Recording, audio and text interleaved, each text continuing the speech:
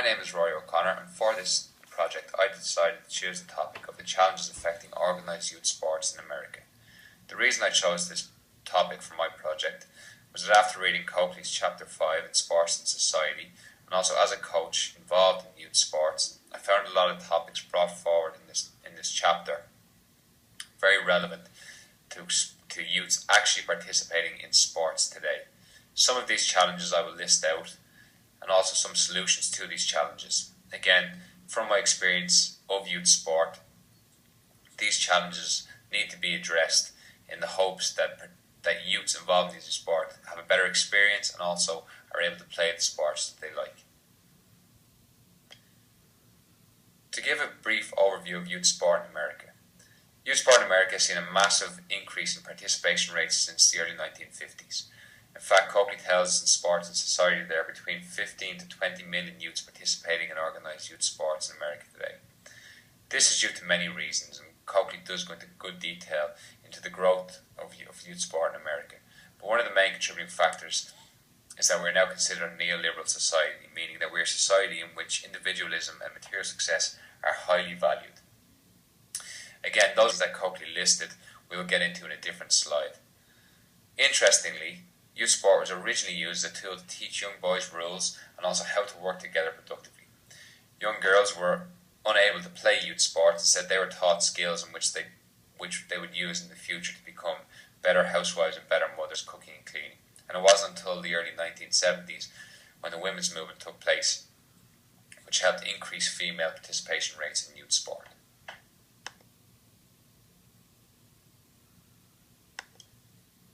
Coakley lists numerous reasons for the growth of youth sport in America. His 5 reasons for this growth are listed below. The first is the increase in the number of families with 2 working parents. What this has done is increase the amount of income parents are able to spend on their children who want to play these youth sports, and also created a demand for these youth sport programs. So parents have somewhere to send their children while they're still at work. Again, with 2 working parents, nobody home to babysit creates a problem. And these sport programs are a great outlet for parents to send their children to. There's also been a cultural shift in what it means to be a good parent. By that, parents now need to know where their children are 24 hours a day, 7 days a week. Not only that, children also have to be offered the opportunities to have fun, learn adult values, become physically fit, and acquire positive status amongst their peers. All of these things encompass being a good parent today. There's also been a shift away from child control activities, basically not letting kids kind of take care of themselves or look after themselves, putting them into adult-controlled environments where coaches or adults can now take care of these children and keep them safe in a safe environment. Basically not letting kids get into trouble all by themselves. Organised youth sports are a safe environment, and with these fear-producing stories highlighted in the media of kids being abducted or kidnappings occurring and taking place, parents want their kids now to be involved in safe environments where when they're out of their supervision they're also surrounded by adults who can keep an eye on them, keep them safe. Organised youth sports and youth sport programs are a great outlet for parents. And also professional sports has increased the awareness of sport. Now it's more popular to talk about sport, to be involved in the sport. And having your children involved in these sports has also become a lot more popular. Again, all encompassing under being a good parent. If parents hear other children having good stories and great success, they want.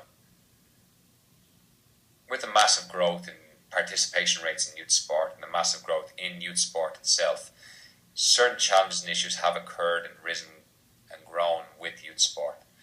For the purpose of this project, I've highlighted 2 challenges in which I think need to be addressed by youth sport and by organised youth sport, and they're listed below. The first challenge would be the privatisation of youth sport, basically taking sport away from public amenities and public parks departments and putting them into the hands of private businesses or private companies in which there are employees and fees and costs associated with these teams. Sports such as baseball, basketball, and especially soccer have seen a tremendous increase in these travel teams in which parents now need to pay membership fees, team fees, and also travel costs to send their kids all across the country to play games against good competition. What this has done is reproducing economic and ethnic inequalities that exist in larger society. By that I mean parents Parents who can afford to send their kids to these teams are giving their children a lot more opportunities than parents who can't afford it. And those children are now denied these opportunities based on their parents' income, which is unfair to the child who might be interested in playing a sport. There's also been a lack of sport programs offered by public parks and recreation departments. This is kind of twofold. One, funding is not there like it used to be for these public parks, and also these public parks now need boosts of income, and they do this by renting out their facilities to these private clubs.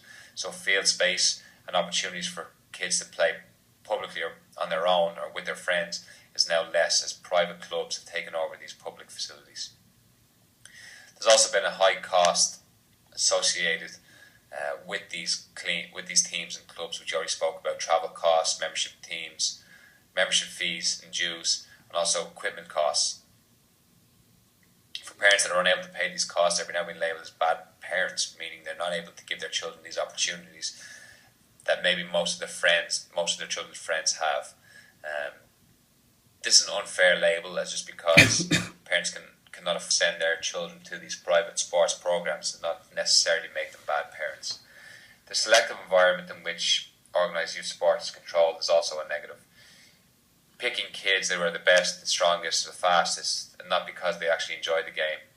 Parents throw a lot of money into these sports and they want their kids to be coached by the best in terms of getting great results against good teams. Coaches then feel pressure in picking only the best players they have, meaning kids who are enjoying the sport, who are interested in the sport, don't get picked, don't get to play just because they may not be as good or as technically as good as other players in the team.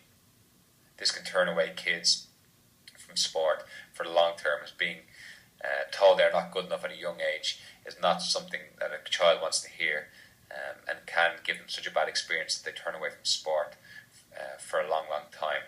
Again, with the health problems and weight issues that Americans are now faced with, youth sport is not helping with this by turning kids away. The second challenge that we've decided to talk about are developmental issues in youth sport. Basically what we're talking about here is the exhaustion that kids are now experiencing from being burnt out due to overtraining from their coaches and from their teams. Coaches now are having to train players 3-4 times a week with games and competition at the weekends, because parents want their money's worth from these coaches for the amount of money they're paying to coach their kids. Kids are unable to exceed or get to these standards that coaches and parents are setting for them. Both mentally and physically, they're getting exhausted and they're being burnt out. What this means is that sport ceases to be fun for the child. It now becomes more like work, and that work is then judged on performance rather than participation. Rather than dropping a child off to an activity and letting them there for an hour and a half to enjoy themselves and have fun, now it is: how is that kid done? Have they gotten better? They're not there to have fun. They're there to get better because this costs money. Again, the enjoyment aspect has gone away from sport, and it's now more important to be physically better than anybody in your team, or to be the best player in your team. Coakley mentions in Sports and Society the performance ethic, in which it's a set of ideas and beliefs emphasising that the quality of the sport experience can be measured in terms of improved skills. I find this hard to believe, as the quality of the sport experience should be: did the child have fun? Did the child enjoy himself or herself? Do they want to go back? Do they want to continue on with the sport? Not have they improved in such a period of time? Again, the improvement will come as a child enjoys the sport more and more on his own, rather than being pressured into it. And again, these bad experiences are just driving kids away from sport in later life. If they're being pressured into something, they tend to not like it or not enjoy it. Again, causing a bad taste in that child's mouth and not letting them go back to that sport in later life is something that happens very, very often, which is a shame, as a lot of kids who enjoyed sport at a young age are playing those sports less and less into later life. Again, we only detailed 2 problems or challenges associated with youth sport, and some of the solutions are listed below. I would encourage any of the viewers to now watch and highlight their own challenges, and also list out some of their own solutions to some of the problems associated with youth sport.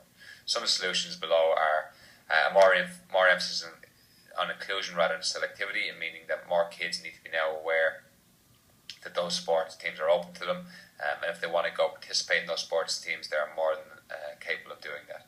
Reducing fees and costs for organised sport, again, helping players and children that can't afford these fees. And certain initiatives can be taking place for every 4 kids, maybe that pay their fees, maybe one can get their fees at half price. Basically helping kids get into these sports and giving them the opportunities that all kids have, or that other kids have who their parents can afford it. Again, improving the amount of public facilities and the public facilities that are currently there, and improvement in their condition. This can be done by both public parks and also by people who want to use these facilities, rather than let them go to ruin and take advantage of them, keeping them well so they can be used for the long term. Reducing the pressure on kids to join these club teams. If a child wants to join a team, maybe get them into a public recreational program first, see if they enjoy it, and then make them join club. Pushing them into a club where you're paying a lot of money and then forcing them to go because you've paid that money is not setting a good environment for that child or a good example for that child to follow. Less of an emphasis on being the best and more doing their best, pushing kids to be the best in the team, to improve their skills, again, the performance ethic that we already talked about, rather than going to a sport and enjoying themselves and having fun. Again, like I said, promoting the enjoyment of sport rather than just being there to work hard. Education of coaches and players, education of coaches and parents, in terms of what their players can do. This will help with the problem of burnouts and exhaustion with children. Educate them into the limitations of what children have in terms of mental exhaustion and physical exhaustion, so they can structure trainings and maybe cut down the amount of sessions they have per week to help kids recover quicker. Again, there are a lot of more solutions, but for the purpose of this project, these are the ones that I have highlighted. If you do have more after watching this video, I'd please encourage you to attach them, as again, the more solutions we have to these problems. I appreciate you watching this video. Thank you very much.